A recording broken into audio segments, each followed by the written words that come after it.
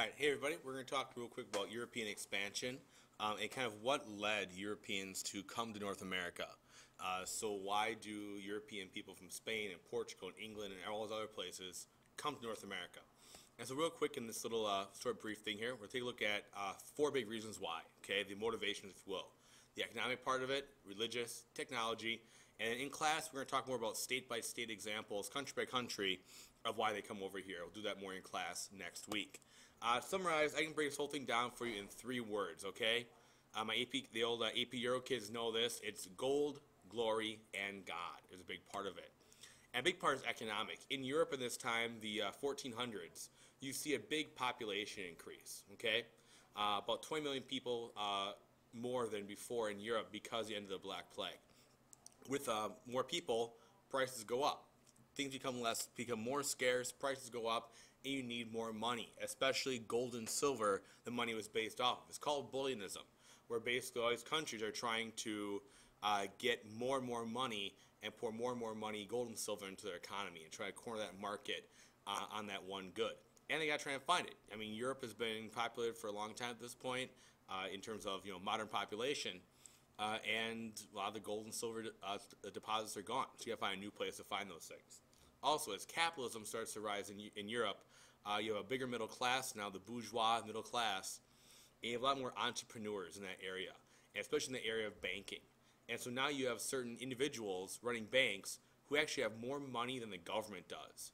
And they're actually, funding the government to send these ventures out there, giving loans to government to fund these ventures. There was one family in the Netherlands called the Fugger family, Jacob Fugger, F-U-G-G-E-R, not the naughty word, where he was funding a lot of the expeditions for these countries because he had so much money. He was kind of the Bill Gates, Warren Buffett of his day that he could do that.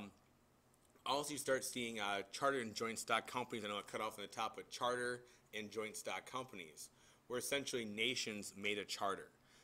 So nations were chartered. They created these documents that basically made companies within a country.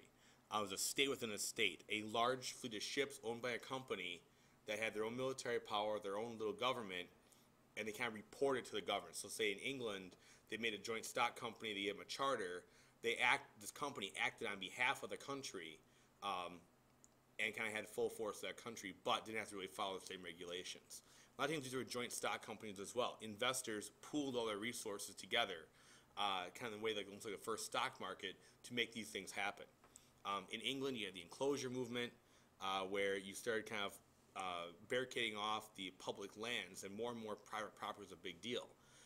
And so you had more wool production, and it means you need more goods, and those goods had to come from somewhere else. So you had to find a different place to get those goods, whether it be wool, whether it be crops, whether it be anything else. And so you had to find a way to get more things like that, especially cotton, and other goods that come along those lines. The demand for those goods especially, too, became a big part of it. Marco Polo, you probably know that word, not just a game you play in the pool. He started overland trade with China, bringing silk, spices, those kind of things. And essentially Europe developed this sweet tooth for sugar and a taste for different spices from the West, East, excuse me. And so a lot of times before this, sugar was only available in the Canary Islands, and rice was only available from Asia, spices and tea were available, but it was all overland trade through Asia. It took a long time, cost a lot of money. They want to find a new way to get these goods and make tons of money off of them. The other part was fame. If you could do this, and you made this trip for these monarchs, it meant a lot of fame for you and made a lot of money. And so a lot of these guys who would come to the New World did it for glory. Did it to get rich, get to get famous, those kind of things. The other part was religious. With the process of Reformation happening, there were new religious orders to spread the religion. The Catholic Reformation as well. We had new religious orders like the Jesuits who wanted to try and spread the Catholic religion. You had the Crusades. With the Crusades, Europe really got interested in other parts of the world as well. They traveled around, left their little corner of the world for the first time, and went somewhere else. So kind of that piqued interest was still kind of going even 200 years after the Crusades. And so religious orders wanted to try and spread the religion out there. Also in monarchs, you always have new monarchs that were out there to kind of compete for areas and also compete for the church's favor, so that the church would like what they're doing. Lastly, in looking at where Spain comes involved here, Spain had just been doing what was called the Reconquista, where they were trying to reconquer Spain from Muslims who were living there, and that just ended in 1492. And we all know what happened in 1492. Columbus sails the ocean blue. So there's definitely a correlation between the ending of taking the Muslims out of Spain and explorers from Spain going other places to find, quote unquote, find new places in the world. The other thing that allowed this actually happen, though, was technology.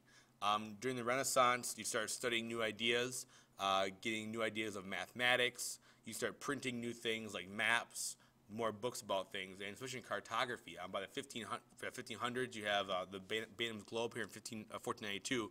It basically shows a decent kind of view of the world here. Right? It looks, pretty legitimate. Right over here is, what is the U.S. over here? I think, if I remember right. By 1575, you have the famous Mercator projection, which has a good chunk of the world on it. And so mapping, charting allows it to happen. Advanced in astronomy allows star charts for navigation, so you can actually know where you're going in terms of where things are at. The compass, they stole from China. Europe stole the compass from China, and you're able to use it on the ships to tell direction, know where you're sailing, and by using quadrants and astrolabes, know your latitude. So at least you knew kind of where you were. They wouldn't know longitude until the 1730s with the invention of the chronometer, but still you kind of knew where you were at least. And these new pieces of technology were able to help you better explore, better find areas, and expand your territory. Lastly, advances in shipping helped as well.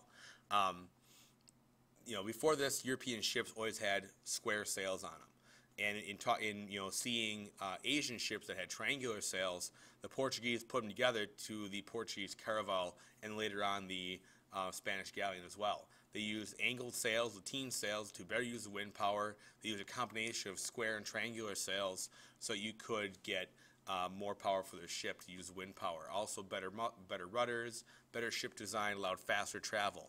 Lastly, big part of it too, gunpowder and cannons. Unless you can defend yourself or take an area over, you really don't want to go anywhere else. And so using more gunpowder and cannons, better technology that way, you're able to fight using the kind of technology as well and take areas over.